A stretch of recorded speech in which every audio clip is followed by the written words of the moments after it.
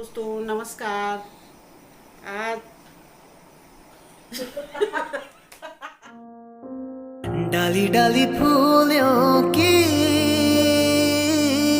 तुझको बुलाए रे मुसा। का समय हो चुका है 7:45 और हम खाली बैठे हुए थे तो हमने सोचा कि थोड़ी उत्तराखंड की लोक कथाएं थोड़ा पढ़ लें। ये बेटी ने ला के दी है ये किताब और इसमें से एक कहानी मैं आप लोगों को भी सुनाना चाहती हूँ। इस कहानी का नाम है काफल पाको। गांव में एक आदमी काफल बेचकर अपने बच्चों को पालता था। जिस दिन उसे काफल नहीं मिलते उस दिन बच्चों को एक जून की रोटी भी नहीं मिलती थी। एक दिन वह आदमी सुबह सुबह काफल टीपने जंगल चला गया। ताजा तथा रसीले काले काले काफल के लालच में उसने सोचा एक टोकरी भर ली है और दूसरी टोकरी दिन चढ़ने के साथ भर लेगा। वह आदमी ताजा रसीले काफलों की टोकरी लेकर घर लौट आया। घर पर उसका बेटा था। बेटा बहुत छोटा था। उस आदमी ने उससे कहा, बेटा मैं फिर से जंगल जा रहा हूँ, तुझे काफलों की टोकरी सौंप रहा हूँ, तू इनकी देखरेख करना, किसी को इन्हें छूने मत देना और तू भी इन्हें नहीं खाना।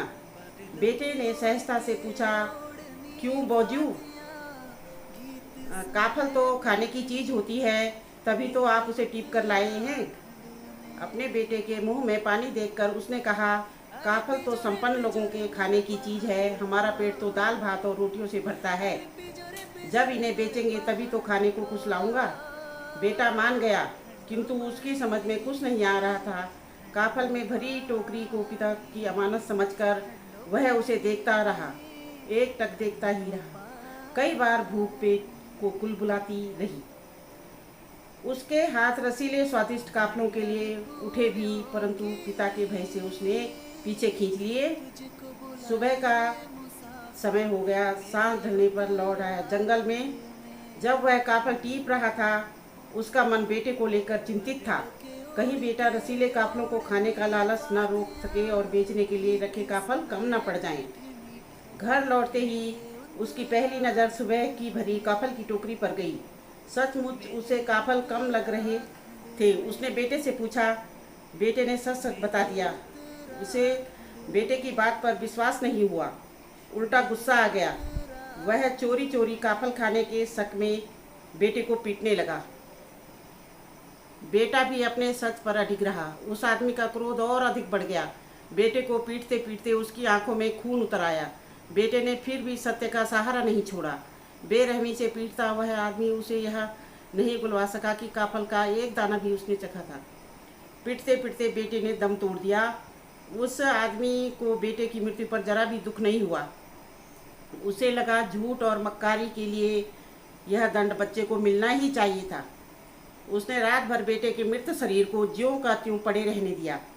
सुबह हुई। रोज की भांति उसने काफल की टोकरी की तरफ देखा। काफल की टोकरी पहले की भांति पूरी भरी थी। उसने अपनी आंखों पर विश्वास नहीं हुआ। उसने भरी टोकरी को छू कर देखा।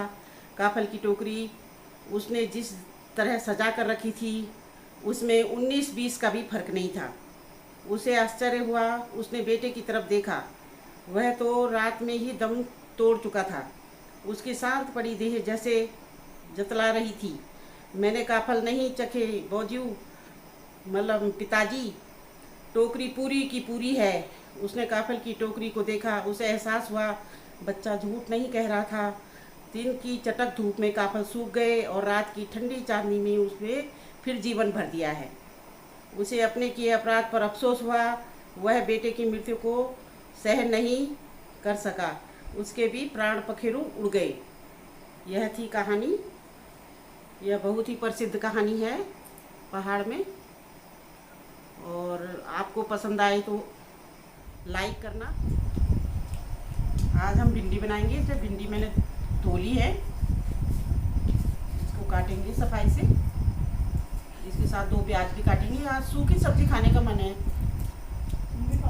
भिंडी की सब्जी तो मुझे बहुत पसंद है, पर जितनी अच्छी सब्जी मेरी मम्मी बनाती थी भिंडी की उतनी कोई नहीं बनाता।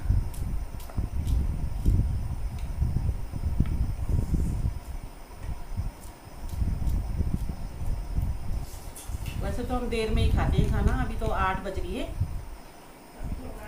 अभी 8:30 से एक नाटक आता है स्टार प्लस पे, इमली, उसे देखेंगे हम।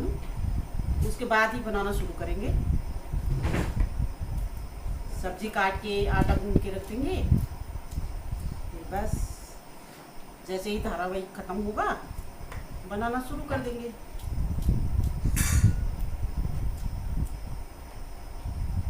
दोस्तों, यदि हमारा चैनल आपको पसंद आएगा तो लाइक ज़रूर करना।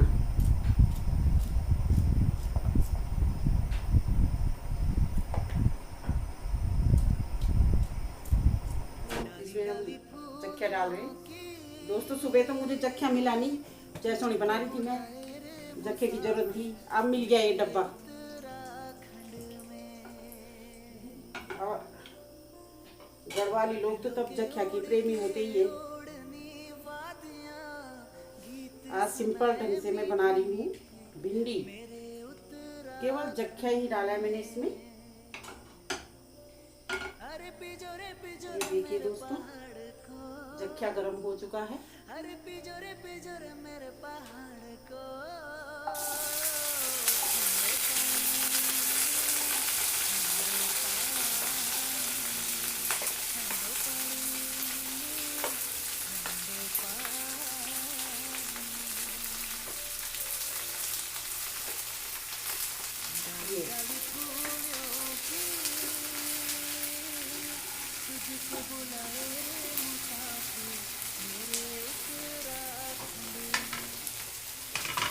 ये थोड़ी हल्दी,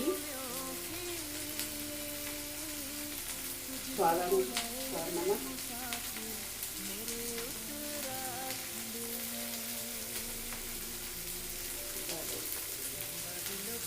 थोड़ी मिर्च,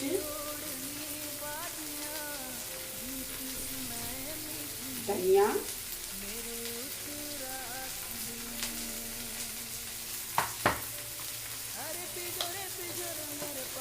डाल दिया हमने।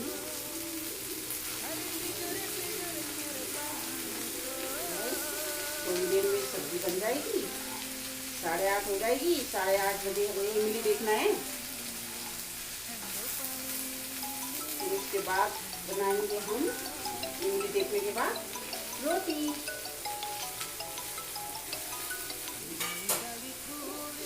थोड़ी देर के लिए इसे ढक देंगे, थोड़ी देर के लिए, बस उसके बाद खुले में ही बनाएंगे। तो मीडियम आंच कर देते हैं।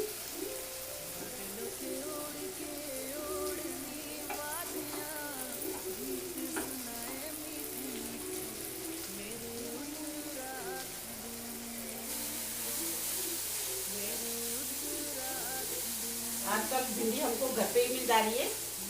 किसी ने यहाँ पे खेत कर रखे हैं, उन्होंने बो रखी थी है।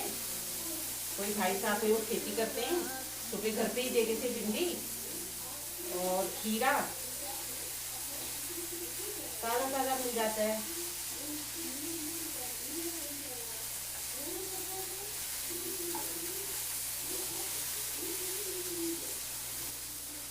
ये देखिए आप,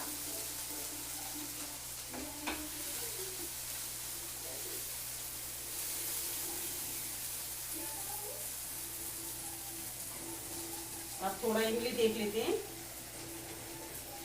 इमली देखने के बाद हम मिलेंगे आपको खाने पर। दोस्तों, 9:30 हो चुकी है। हमारी सब्जी रोटी तैयार हो चुकी है। और यह देखिए, हमने नारियल की चटनी भी बनाई है। ये बहुत स्वादिष्ट होती है। यह नारियल की चटनी, ये रोटियाँ, ये भिंडी की सब्जी।